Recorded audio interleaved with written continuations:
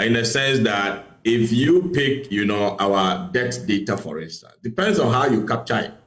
Recently, the education minister made a statement, right? And he had to correct himself. If you look at the number of students who have benefited from, the free SHS program, he positioned it around 5, million, people, where the actual data on the grounds was around 3.5. So quickly, I had to consult, a colleague who is a senior person at the secondary level, a friend of mine at secondary school at the time. And he told me that it depends on where the minister captured the data. If you capture the data at the entry, when the kids are coming, right, you may get it around 5 point something. But if you capture it for those who wrote, WASI, benefited from the free SHS and ended up writing their WASI, then it reduces to around 3.5.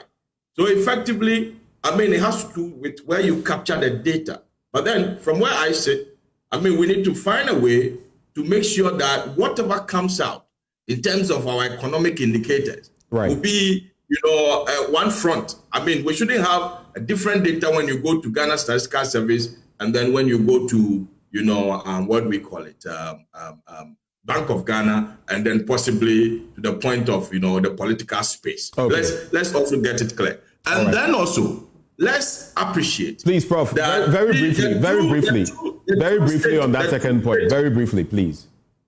Okay, then. The true state of the economy, right, can be suppressed for political reasons. Let's appreciate that. You don't expect me, you don't expect me to tell you that inflation is around 70% when I know we're going into election.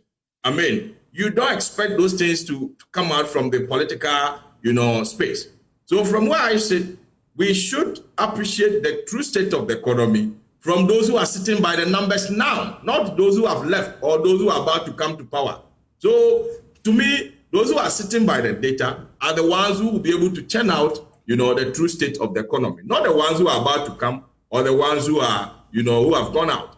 I remember there was a time that we were having a meeting, and then one senior economist, told me that, look, don't take decisions as we speak now because you don't know what is boiling in the kitchen.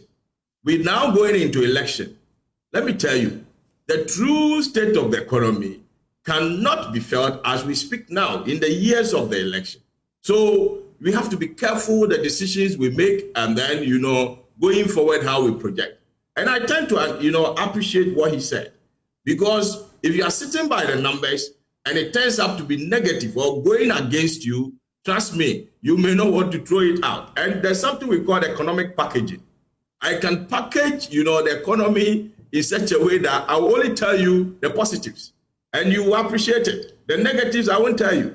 That is why I mentioned that, look, if you take our economic indicators, you can split them into two. Right. There are negative ones and positive ones. Right. The negative ones like inflation, like interest rates, skyrocketing and all those. If you ask me to discuss it and I'm in power, I will not discuss it into details. But then if you tend to, ask me, what is our gross international reserves? What is, what we call it, GDP growth? All those are positives. But the question is, do we feel these growths in our pocket? Okay, point made.